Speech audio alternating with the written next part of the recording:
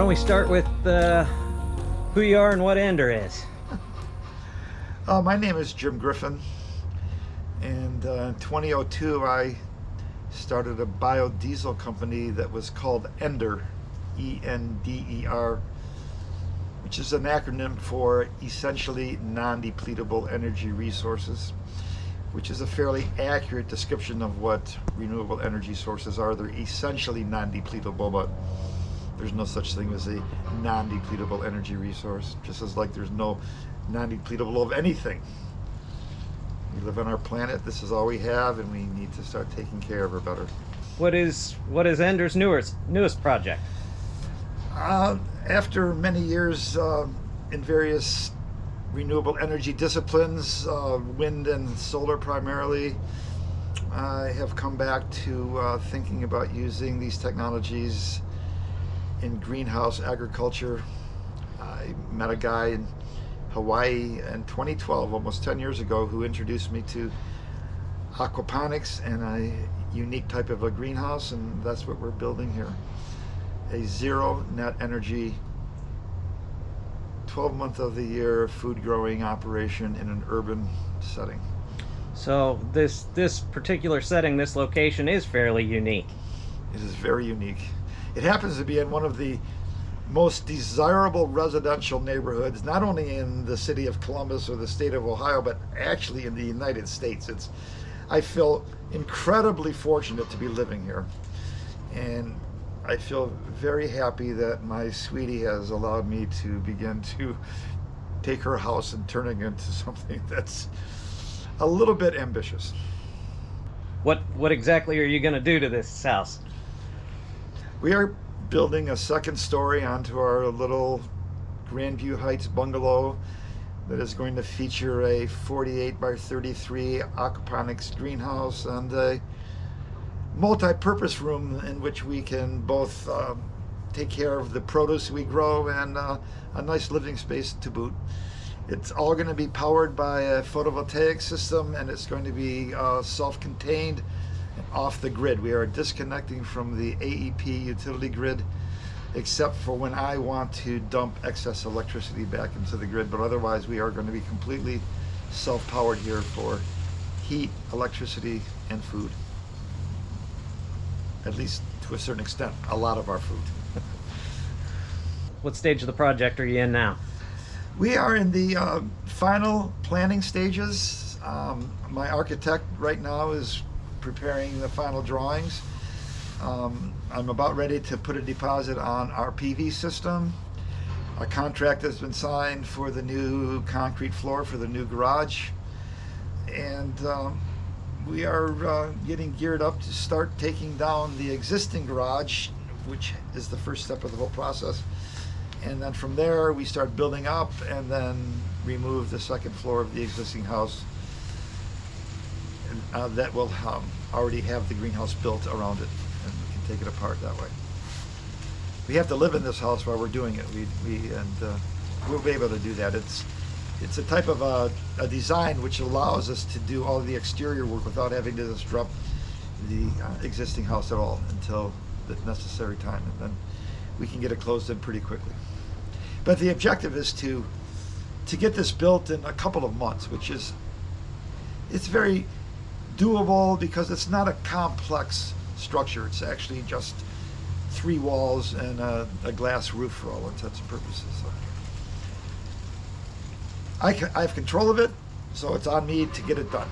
I have nobody to turn to, and I think I can get this done. I think with the proper assistance, I can get this done. And in the long run, this being a prototype, what are your plans or ambitions for additional greenhouses such as this, or because this is an emerging technology in the United States, I can look only to Europe and refer to what's going on there. This has become a very, very popular activity. Roofs are sometimes troublesome parts of houses. They leak and they are heat sinks. We are replacing the roof on this house with something that provides food and power. I think that's a good trade-off. My ambitions are that this turns into an enterprise. I do believe that there's merit to this idea, and based upon observations about what's going around in the world, and the world of energy, the world of food production, I think it's time for this technology to emerge from obscurity. So not just decentralizing energy, but food as well. Exactly. In fact, the theme of ENDER is radical decentralization. Everything needs to be centralized, and it's very easy to make each one of these properties an independent power producer done properly. Who do you see as being the earliest adopters of this particular technology? Well, certainly people who are interested in growing their own food. For sure, that is the first market for these systems. I think people who are basically intent on beginning to take care of providing their essential necessities for themselves.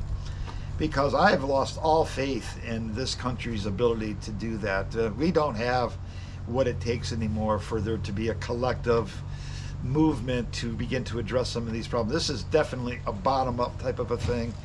And one of my objectives here is to demonstrate that this is a viable concept, a viable technology. It can be done in these types of settings. What I will tell you is that this is not an inexpensive proposition, and we have to get away from this idea that the most important activity in human existence is the provision of foodstuff should necessarily be the least expensive thing as well. And that's an oxymoronic concept. It can't be that. And I am making an investment in this because for me, money and energy are exactly the same term. And you can have all the money you want. If you don't have an energy supply on which to spend your money, you got nothing. You got starting material for lighting your wood-burning stove fire. That's what currency is worth if there's nothing backing it up, and that's where we are with the Federal Reserve. So do you foresee this being available for new home builds? Yes and no. I live a couple of blocks away from one of the most concentrated residential building projects I've ever seen in my life, that is being built by Nationwide Insurance, a very substantial organization, employing the design concept called New Urbanism, and they've managed to build dozens, if not hundreds, of houses which are absolutely 100% immediately obsolete. They have no solar easement.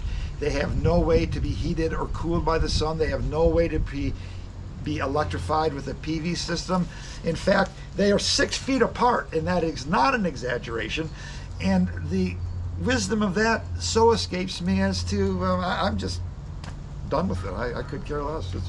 The good thing is that they're a comp for my house, which means this house is incredibly valuable. That's one of the reasons I can do this, because we have a very valuable piece of property that we are going to make even more valuable. And more valuable in the realistic sense of the word. It's not gaudy or curb appeal. It is a lifeboat. Yes! Take it that call was good news. Guy. Who? The demo guy. Mm-hmm. He's sending me the proposal. That means they're going to do the job. Yes, yes, yes. Because I really didn't want to do it. I don't mind this. That I wouldn't want to do.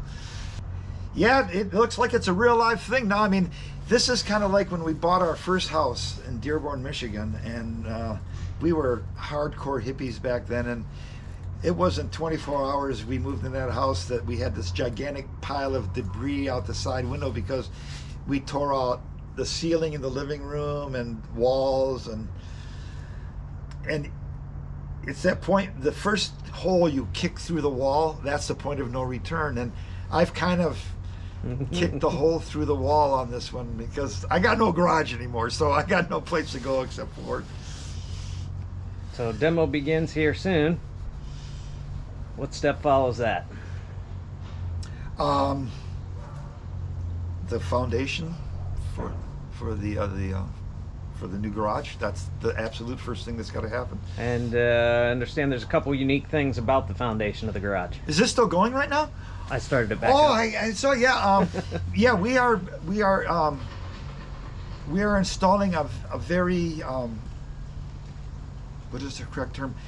Perhaps the most effective way to maintain the proper growing environment in a greenhouse using a minimum of energy consumption, which is a system that has been developed by the greenhouse manufacturer and builder called Ceres Greenhouse. They're located in Boulder, Colorado, and they have a proprietary patented space conditioning system that they have designed for the express purpose of heating and cooling greenhouses somewhat passively, minor active cooling, which is called GAT, an acronym that stands for ground to air heat transfer. It simply uses the latent energy of the soil at 55 degrees below 48 inches from the surface, which is a huge sink of energy, both as an energy source and as an energy sink.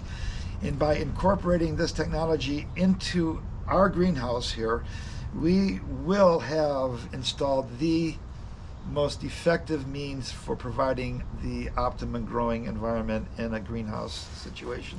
I find this a remarkable development, and it places us really in a very, very unique position in the world of aquaponic agriculture. So this is a really big thing, actually. And for me personally, for this project, for our future plans. So what are some of the other technologies that are going to be leveraged to make this project?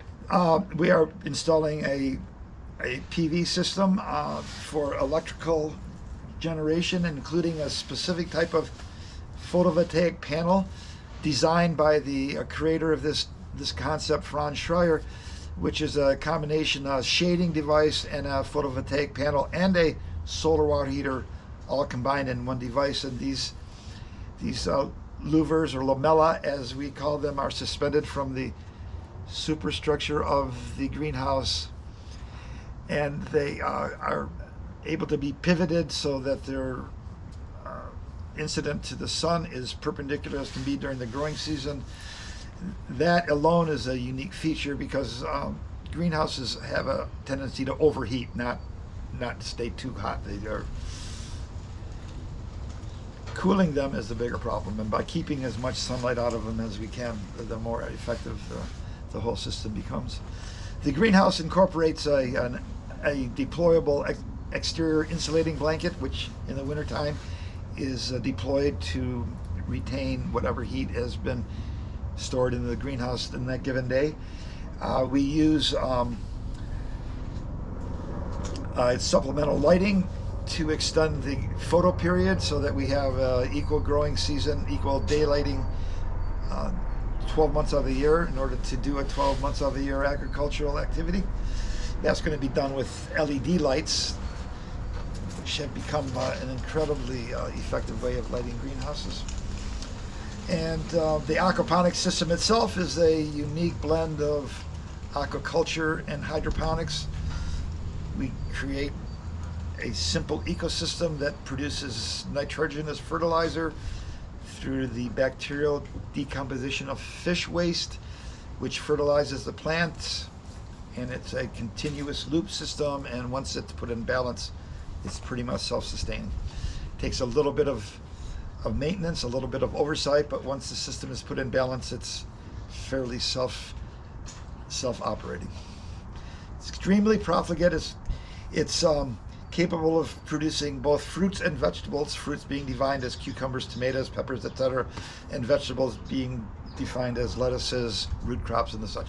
All of these types of produce are capable of being grown in an aquaponics greenhouse year-round, and that's what our objective is. And because this is a micro farm, one of our objectives, or one of our desires, is to enter into a relationship with one of the local boutique restaurants here in Grandview, of which there are numerous examples and try to become their exclusive provider of foodstuffs for their activities. I think that's a doable thing.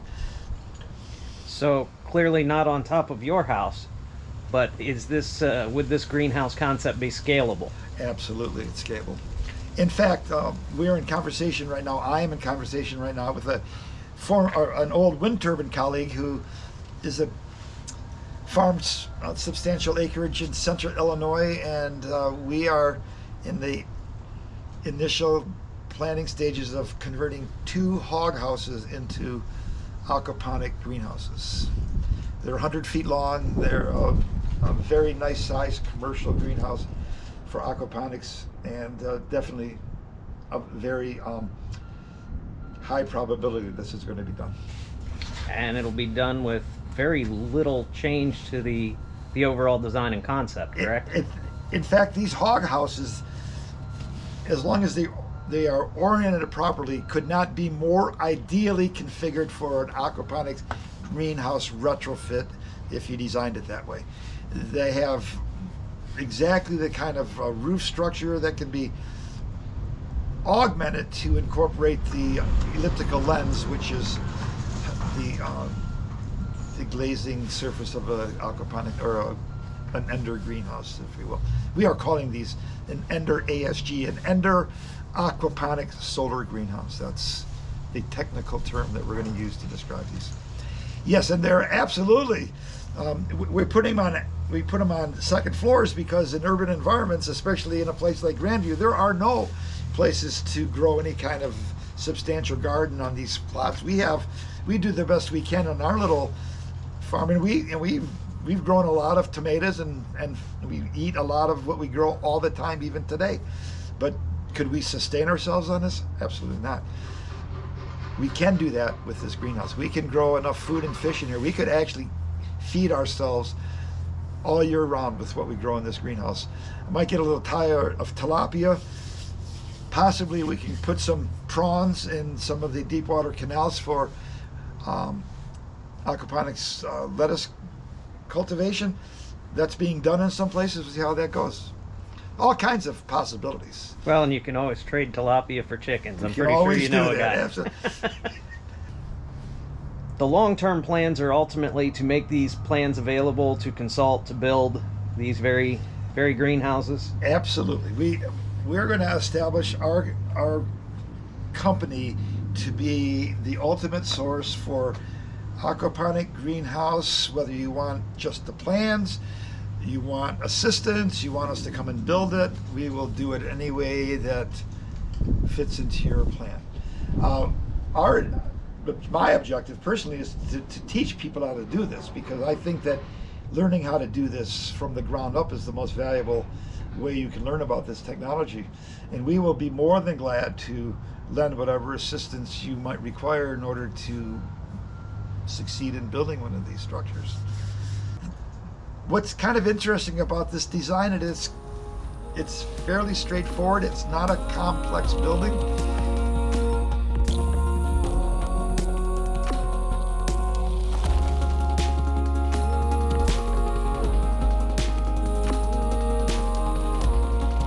These sketches give you an idea of what the aquaponic solar greenhouse build will be.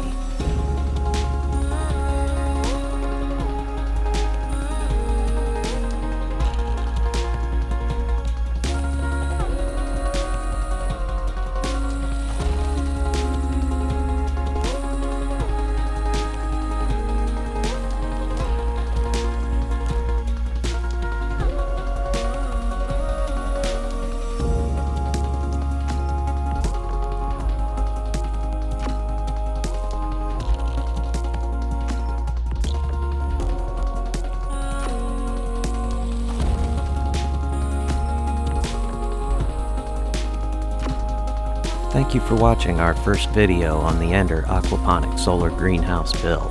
Subscribe to our channel and follow along, as we'll be bringing you more videos showing the entire process of the build and eventually the aquaponic solar greenhouse in action.